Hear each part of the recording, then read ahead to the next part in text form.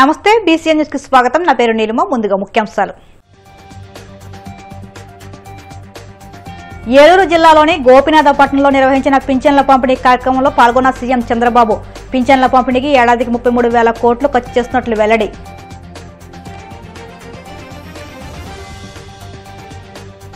దిత్వా తుఫానుపై హోంమంత్రి అనిత ఉన్నత స్థాయి సమీక్ష.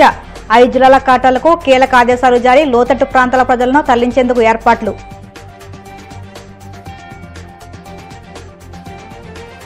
గత వైసీపీ హయాంలో బీసీ సామాజిక వర్గాన్ని జగన్మోహన్ రెడ్డి దోచుకున్నారు. తీవ్రస్థాయిలో విమర్శలు గుప్పించిన మంత్రి సవిత. తిరుమల శ్రీవారిని దర్శించుకున్న తమిళనాడు గవర్నర్ ఆర్ఎన్ రవి. ఆలయ మర్యాదలతో స్వాగతం పలికిన అధికారులు.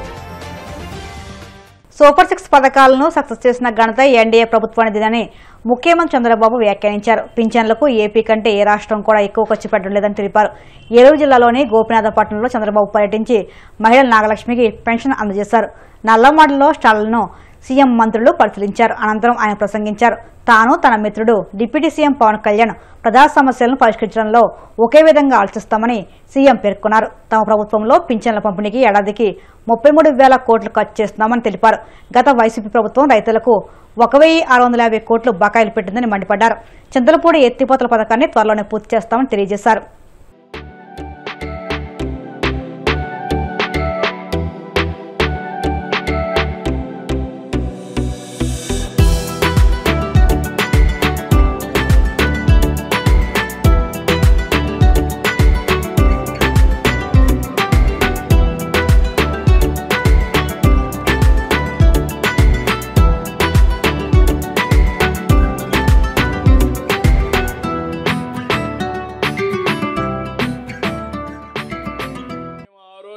హామీ ఇచ్చాం.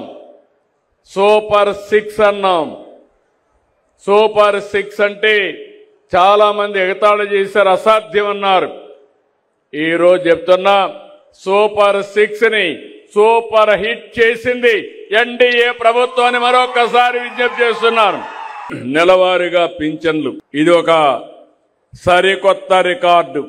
ఈరోజు మీరు చూస్తే రేపు 14కి ఎగ్జాక్ట్ గా 18 నెలలు అవుతుంది.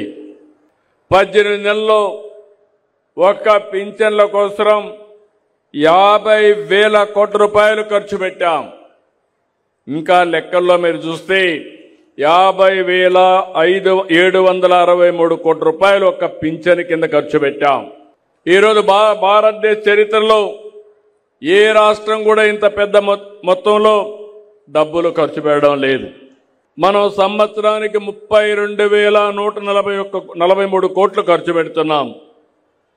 మన తర్వాత ఖర్చు పెట్టే రాష్ట్రం తెలంగాణ 8,179 కోట్లు.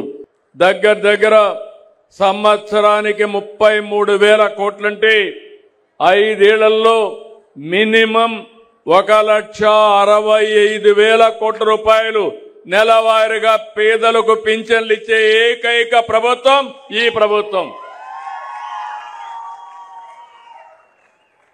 63,25,999 మందికి ఇస్తున్నాం.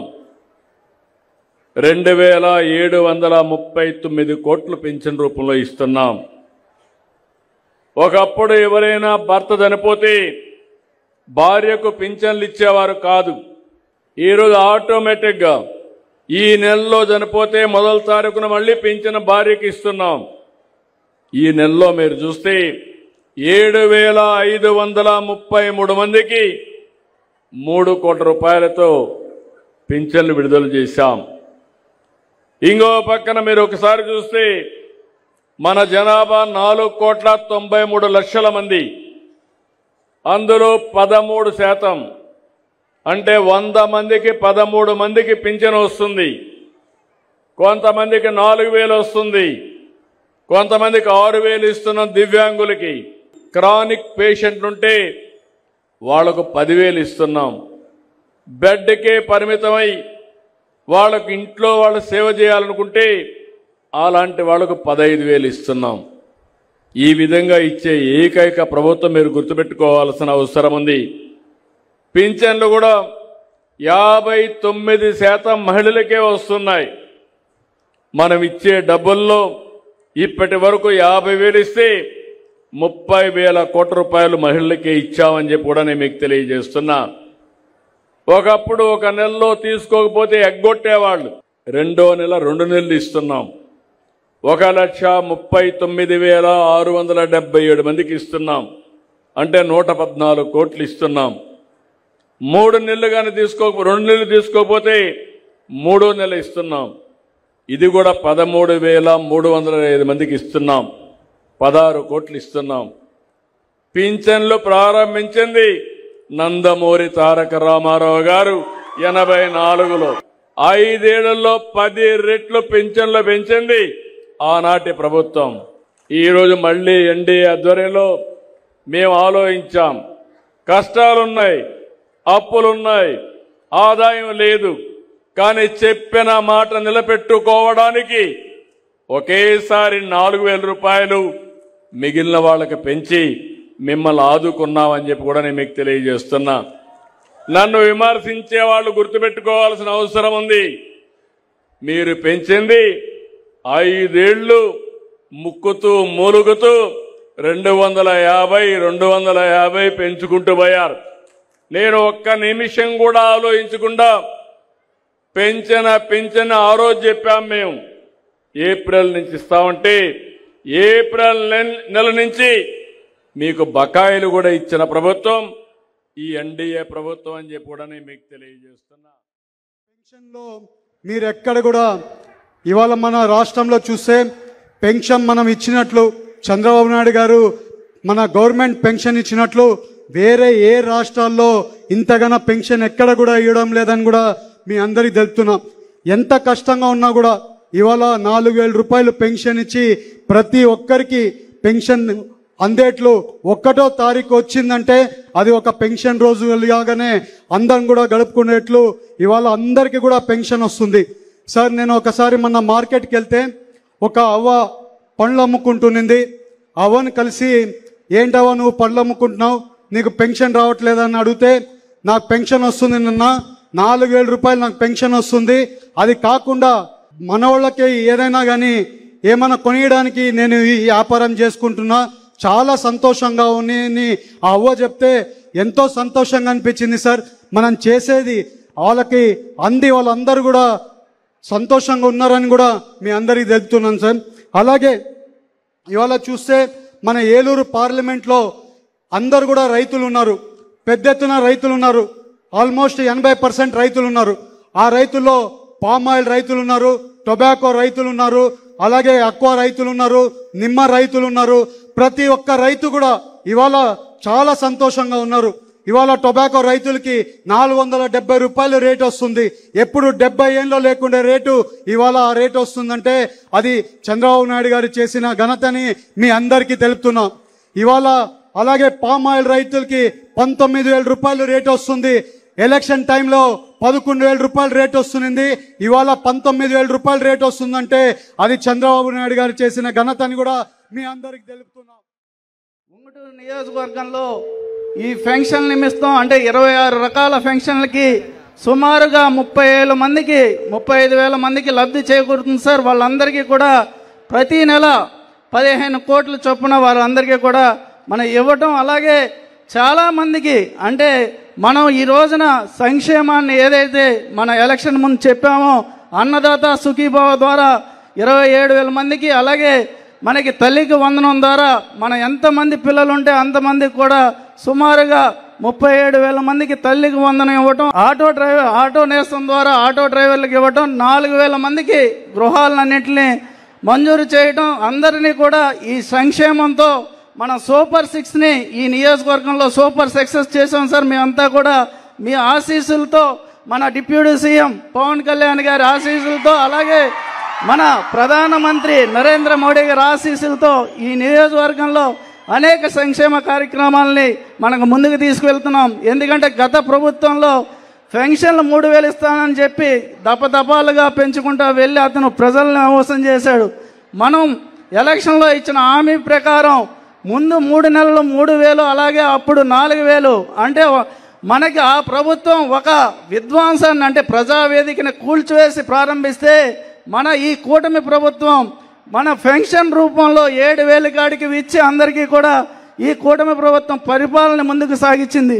అలాగే మనకి మన నియోజకవర్గంలో ఎన్ఆర్జీఎస్ కానీ, ఆర్డబ్ల్యూఎస్ కానీ, మైనర్ ఇరిగేషన్ కానీ, మనకి ఆర్ఎండ్బి కానీ, అలా పలు శాఖల ద్వారా ఇంచుమించుగా 140 కోట్లతో ఈ 18 నెలల్లోనే ఈ నియోజకవర్గాన్ని మీ ఆశీస్సులతో, మన డిప్యూటీ సీఎం పవన్ కళ్యాణ్ గారి ఆశీస్సులతో ఈ నియోజకవర్గాన్ని ఎంతో అభివృద్ధి పదంలో, అంటే ఎన్నడూ చేయని విధంగా రోడ్లు, కాలువలు అన్నిటిని కూడా నిర్మించడం, అలాగే మనకి మన ఎంపీ గారు పుట్ట మహేష్ గారు ఆధ్వర్యంలో సెంట్రల్ గవర్నమెంట్ నుంచి కూడా ఆర్ఓబీలు, అంటే 6 ఆర్ఓబీలు 450 కోట్లతో మన నియోజకవర్గానికి ఈ 18 నెలల్లోనే తీసుకొచ్చాం. ఎందుకంటే గత 5 సంవత్సరాల్లో చేయలేనటువంటిది 18 నెలల్లోనే మనం కంప్లీట్ చేయగలిగాం. అంటే చాలా మటుకు కంప్లీట్ చేసాం. త్వరలోనే వాటిని పూర్తి చేస్తామని మీ అందరికీ కూడా తెలియజేస్తాం.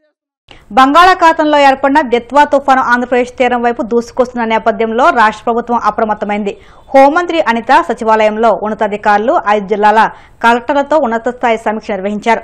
సహాయం కోసం వచ్చే ప్రతి కాల్కు తక్షణమే స్పందించాలని, ప్రాణ నష్టం జరగకుండా చూడడమే లక్ష్యమని అధికారులకు స్పష్టం చేశారు. ఈ సమీక్షలో భాగంగా ఆర్టీజీఎస్ స్టేట్ సెంటర్ నుంచి నెల్లూరు, తిరుపతి, కడప, చిత్తూరు, అన్నమయ్య జిల్లాల కలెక్టర్లతో హోంమంత్రి వీడియో కాన్ఫరెన్స్ ద్వారా మాట్లాడారు. నేడు తుఫాను ప్రభావం అధికంగా ఉండే అవకాశం ఉన్నందున క్షేత్రస్థాయిలో యంత్రాంగం మరింత అప్రమత్తంగా ఉండాలని ఆదేశించారు. గత వైసీపీ ప్రభుత్వం బీసీలను అనేక రకాలుగా ఇబ్బంది పెట్టి తీరని ద్రోహం చేస్తుందని మంత్రి సవిత మండిపడ్డారు. గుంటూరులో మీడియాతో మాట్లాడుతూ బీసీ సామాజిక వర్గాన్ని జగన్ దోచుకున్నారని ఆగ్రహం వ్యక్తం చేశారు. బీసీ ప్రణాళిక నిధుల వినియోగంపై జగన్ మాయాజాలం చేశారని ధ్వజమెత్తారు. కులవృత్తుల్ని నమ్ముకున్న బీసీలకు తెలుగుదేశం ప్రభుత్వం వెన్నెముకగా నిలిచిందని, ఆదరణ పథకాన్ని తెచ్చి దాని ద్వారా 17 రకాల కులవృత్తులకు ఆధునిక పనిముట్లు అందించిందని గుర్తు చేశారు. గుంటూరులో కురుమ ఆత్మీయ సమావేశం జరిపాం. మరి అదే విధంగా గుంటూరు జిల్లా, పల్నాడు జిల్లా అధ్యక్షులు, జిల్లా కమిటీ ప్రమాణ స్వీకారోత్సవం కూడా ఘనంగా జరిపాం. మరి కురుబుల ఆత్మీయ సమావేశంలో మరి ఏ విధంగా అయితే గతంలో అన్న నందమూరి తారక రామారావు గారు బీసీలను హక్కును చేర్చుకుంది అన్న నందమూరి తారక రామారావు గారు, అదే ఆశయాలు కొనసాగిస్తున్న మాన్యశ్రీ ముఖ్యమంత్రి చంద్రబాబు నాయుడు గారు బీసీల పక్షపాత అన్న విషయం కూడా తెలియజేస్తూ అన్ని రంగాల్లోనూ ముందుండాలని కోరుకునే ప్రభుత్వం కూటమి ప్రభుత్వం. ఈరోజు మా కురుబ కులస్తులు అందరితోనూ ఆత్మీయ సమావేశం తప్పు చేసి ఈరోజు కల్తీ మద్యం కావచ్చు, కల్తీ నెయ్యి కావచ్చు, బాబాయ్ రపరపా కావచ్చు, దోపిడీకి నిదర్శనం ఎవరో మనం అందరం చూసాం. అంటే దొంగల్ని వదిలిపెట్టమని అప్పుడు మాత్రమే బీసీ కార్డు వాడతారా? వైసీపీ పార్టీ గతంలో 5 సంవత్సరాలుగా బీసీల ద్రోహి వైసీపీ పార్టీ 5 సంవత్సరాలుగా బీసీలు ఏ విధంగా ఇబ్బంది పెట్టారో, బీసీలు ఏ విధంగా బీసీ బిడ్డలను హత్య చేసినప్పుడు జోగి రమేష్ గారికి బీసీ కార్డు గుర్తురాలా, జగన్మోహన్ రెడ్డి గారికి గుర్తులా? తప్పు చేసిన వాళ్ళు కోర్టు తన పని తాను చేసుకుంటూ పోతుంటే బీసీ కార్డు గుర్తుస్తుంది. బీసీ పిల్లలు చదువుకున్న బీసీ హాస్టల్స్ గురించి మరి జోగి రమేష్ గారికి వైసీపీ పార్టీ గుర్తుపట్ల. రాష్ట్ర వ్యాప్తంగా బీసీలు ఏ విధంగా ఇబ్బంది పెట్టారో తెలుసు. ఇది బీసీల కూటమి ప్రభుత్వం. ఈ రోజు మరి నేను ఈ రోజు బీసీ శాఖ మంత్రిగా తెలియజేస్తున్నా, ఈ రోజు బీసీ హాస్టల్స్ కావచ్చు, బీసీ గురుకుల పాఠశాలలు కావచ్చు, బీసీలను గౌరవించే ప్రభుత్వం. మరి ఈ రోజు బీసీ బిడ్డలు చదువుకోవాలన్న ఉద్దేశంతో మొన్నటి రోజున మెగా డిఎస్సి ఇచ్చాం. మెగా డిఎస్సి ఇచ్చిన తర్వాత ప్రతి డిస్టిక్ లోనూ మెగా డిఎస్సి కోచింగ్ సెంటర్లు పెట్టాం. మరి అంతేకాకుండా మళ్ళీ సివిల్ సర్వీస్ కోచింగ్లు ఇస్తున్నాం. మళ్ళీ ఈరోజు civil service coaching second phase civil service coaching కూడా మొదలు పెట్టాం. అనేక అభివృద్ధి కార్యక్రమాలు చేస్తున్నాం. ఈ రోజు బీసీలు గుర్తొస్తారు, గుళ్ళు గుర్తొస్తాయి, రైతన్నులు గుర్తొస్తారు. మరి పరిపాలనలో ఉన్నప్పుడు అన్ని గాల్లో తిరిగినప్పుడు వీళ్ళు ఎవరు గుర్తురాలా? ఆయన గాల్లో తిరిగితే కింద చెట్లు కొట్టాలా. ఈ రోజు మేము క్లారిటీగా ఉన్నాం. జగన్మోహన్ రెడ్డి రాగా మేము రెచ్చగొట్టలేదు. గుడికి పోయినా జగన్మోహన్ రెడ్డి గారు రపరప అంట.